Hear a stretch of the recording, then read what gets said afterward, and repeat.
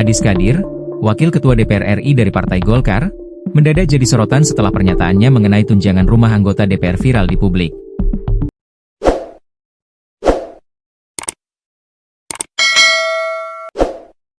Adis menyebut besaran tunjangan mencapai 50 juta rupiah per bulan, namun kemudian melakukan klarifikasi bahwa jumlah sebenarnya hanya 3 juta rupiah per bulan.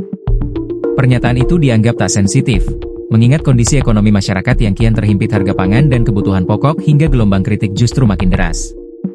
Tak sedikit yang kemudian mengaitkan gaya hidup para wakil rakyat dengan kemewahan yang dianggap jauh dari denyut nadi rakyat kebanyakan. Salah satu yang ikut disorot adalah laporan harta kekayaan penyelenggara negara, LHKPN, 2024 milik Adis Kadir. Dari laporan itu, tampak jelas bahwa karir politiknya beriringan dengan pertumbuhan kekayaan yang cukup signifikan. Berdasarkan data KPK, total harta kekayaan Adis Kadir mencapai 14,39 miliar rupiah pada 2024. Dari angka tersebut, isi garasinya jadi salah satu yang paling mencolok.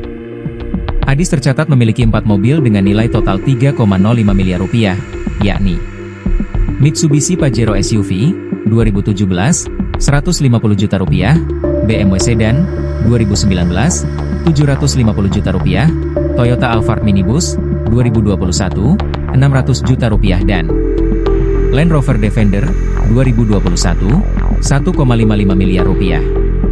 Koleksi ini menggambarkan selera Adis terhadap mobil-mobil kelas menengah ke atas, mulai dari kendaraan keluarga populer seperti Alphard hingga SUV tangguh seperti Land Rover Defender yang harganya bisa menembus miliaran rupiah. Selain mobil, pundi-pundi Adis juga ditopang oleh aset properti senilai 6,49 miliar rupiah. Aset itu mencakup tanah dan bangunan di Surabaya dan Bekasi, termasuk hibah keluarga. Salah satu properti yang paling menonjol adalah tanah dan bangunan seluas 288 M2480 M2 di Surabaya dengan nilai 2,976 miliar rupiah. Di luar properti dan kendaraan, Adis melaporkan harta bergerak lainnya 1,64 miliar rupiah. Yang biasanya berupa koleksi perhiasan, barang seni, atau aset bernilai tinggi lainnya. Ia juga memiliki kas dan setara kas 3,2 miliar rupiah, serta tercatat tidak memiliki utang. Jika ditarik ke belakang, angka ini menunjukkan peningkatan signifikan. Pada 2014, Adis hanya melaporkan harta sebesar 5,46 miliar rupiah. Kini, dalam kurun 10 tahun, kekayaannya hampir 3 kali lipat. Sebelumnya Adis Kadir menjelaskan bahwa sebenarnya kebutuhan anggaran rumah lebih dari yang sudah dianggarkan. Kalau sekitar sini kan ngontrak atau kita koskan 3 juta rupiah per bulan, didapatkan 50 rupiah JTA per bulan, katanya. Ia merinci, 3 juta rupiah itu dikalikan dengan 26 hari kerja sehingga total anggaran yang dibutuhkan sebenarnya mencapai 78 juta rupiah untuk mengontrak rumah atau sewa indekos.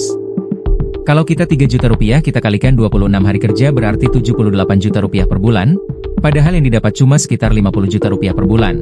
Nah jadi mereka, anggota DPR, masih nombok lagi, kata Adis Kadir. Dia mengatakan jika tunjangan perumahan anggota DPR RI masih dinilai terlalu mahal, maka ia akan mengimbau untuk mencari sewaan dengan harga 1 jutaan rupiah.